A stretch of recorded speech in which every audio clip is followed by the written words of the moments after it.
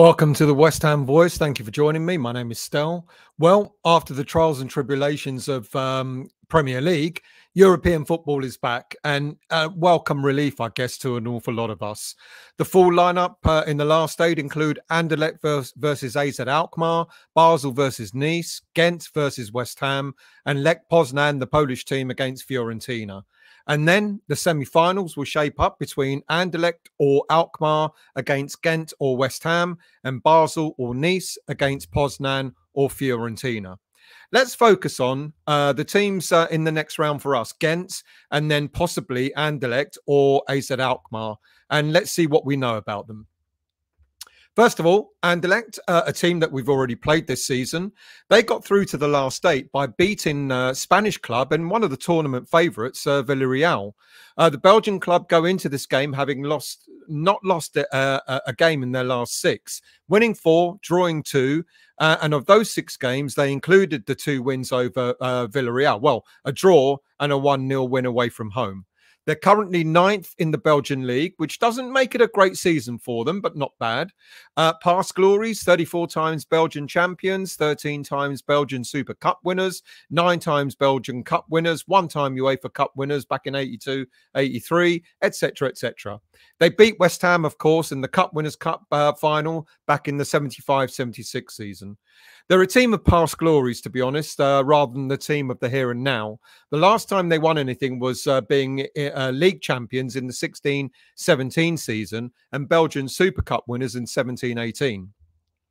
This season, they sit ninth in the Belgian league, with little danger of being relegated, but way off challenging for the title. Their manager, Brian Riemer, who was assistant manager at Brentford before taking over this role in 2022, he's adapted their formation depending on the teams that they play. In their first game against us, they adopted a 3-4-2-1 formation, reverting to a 3-4-5-2 in the return tie. Their top goal scorer is Islam Slimani, once of Leicester City, with 7 goals in all competitions, and he scored the winner against Villarreal in the last round.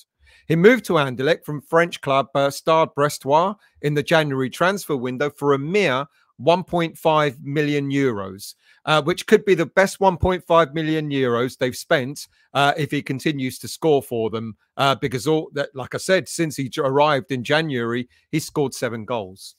Apart from our historic meeting with them, we've already played them, as I mentioned, in the group stages of this competition, where we beat them 1-0 and 2-1 at home.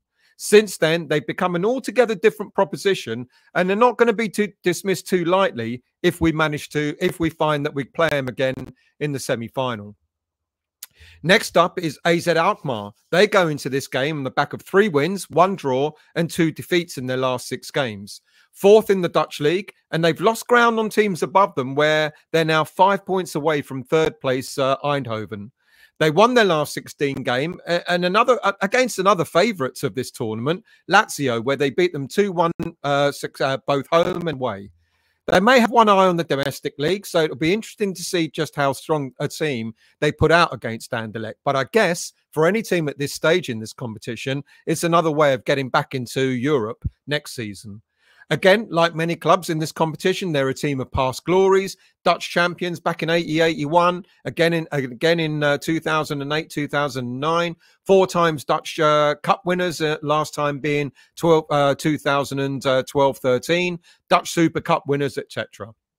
Their coach, Pascal Janssen, has been in charge since 2020 and adopts an interchangeable 4-3-3 system, which can adapt from going on the attack to the defence when needed.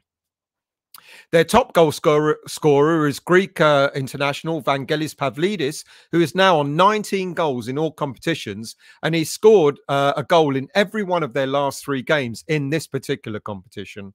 This is going to be an intriguing tie. The Dutch league is ranked 6th best in Europe. The Belgian league is ranked 8th best, with Alkmaar sitting 4th in their league and Anderlecht sitting 9th. You would imagine the tie favours the Dutch side, but let's see. And what about the team that we're going to play? Well, Gent it is, which we take on Thursday. They beat Turkish club in Istanbul Başakşehir to get into the last 8. This season, They're a better team than Anderlecht, who haven't lost a game in their last 6, winning 4 and drawing 2 of their last 6 games. They've moved up to 4th in the Belgian league, which puts them in a Europa League qualifying position, but they're only ahead of Club Brugge on goal difference, and they're a full 11 points behind 3rd place Antwerp. They got through to the last day after beating the Istanbul side convincingly. Well, first leg was 1-1 at home, but then they went away and they were 4-1 victors at the Turkish club. Another team of past glories, champions back in 2014-15 season, Belgian Cup winners 4 times, the last time being 21-22 season, and Belgian Super Cup winners in 15-16. They've been regularly involved in European football over the years. They've competed in the Champions League, in the Europa League over the past few years, and they're not a team that to be taken too lightly, to be quite honest with you. They're managed by Hein van Huizenbroek since 2000, who also managed Anderlecht and Gent. Their preferred style of play is anything between a 3-4-1-2 to a 3-4-2-1 formation, and they're very reliant on goals from striker Hugo Kuipers, who they bought for just under £3 million from Mechelen. Kuipers is by far their top goal scorer this season, with 24 goals in all competitions, of which 4 have been in this particular tournament. He bagged one of the 4 goals in the 4-1 win against the Turkish side in the last round. The Gent boss has admitted that he was in 2 minds when Gent drew West Ham in the next round. While he admitted it would be a good spectacle for the Gent fans to watch their side playing against an experienced Premier League opposition, he also believes that West Ham are actually probably the strongest team left in the competition. I don't know if we think that, but he certainly does. However, aside from their top goal scorer, Gent believe they've got 2 very talented players who can also cause problems for West Ham at both ends of the field. One is their striker, Gift Orban, and the other one is defender, Joseph Akumu. Orban is a key player who can play either in the striker role or as a second striker. He's got an awful lot of pace and can create problems for our defence. He plays with quickness. He's fast. He's really fast. Relishes one-on-ones. And man marking him may not be the solution to stop him from his attacking play.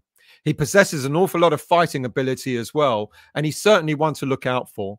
He's only 20 years of age, but already looking like having a big future or at a big club if he continues with his fine form. He's bagged 14 goals already this season, of which 5 are in this competition. On the other side, in central defence, Joseph Akumu can play the ball out from central defence. He's a very solid, strong defender who can hold his own, and maybe we might see someone like Antonio lining up against him in order to combat the power that he has. As for West Ham United, well, does it take me to tell you where we're at in the season? Look, we've got 100% record in this competition. We beat AEK Larnaca in the last round, where we beat them 2-0 and 4-0 respectively. It's no secret that our season has been topsy-turvy. Great in Europe, but not so great in the Premier League, where we've won some of our games, but we've had some bitter defeats against the likes of Brighton and Newcastle. We go into this game, ironically, in decent shape, having won 4 of our last 6 and drawn 1, and the only defeat has been at the 5-1 against Newcastle. Our top goal scorer is Jared Bowen with 10 goals in all competitions, 4 in this competition itself. We know our past glories: FA Cup winners 3 times, Cup winners 1 time, etc., etc. And we go into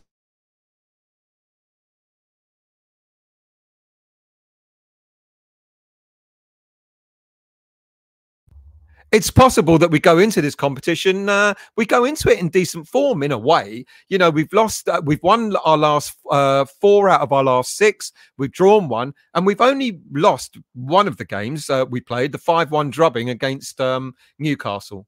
Look, going into this competition, we've only got 2 potential injury scares with Skamaka with his knee and Paquetá having picked up a knock against Newcastle.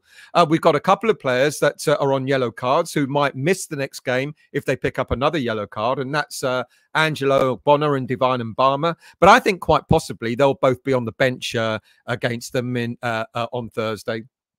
I think we might see a few players coming back in the lineup. Areola in goal, a Gerd in defence, possibly Ben Rama in the attacking role, and maybe Flynn Downs in central defence. It ain't going to be an easy game, but I think we're going to nick it. I think we're going to pinch a goal or two to put us in a good position for the second leg going forward next week. That's it. Short and sweet. I'm on my way to Belgium now.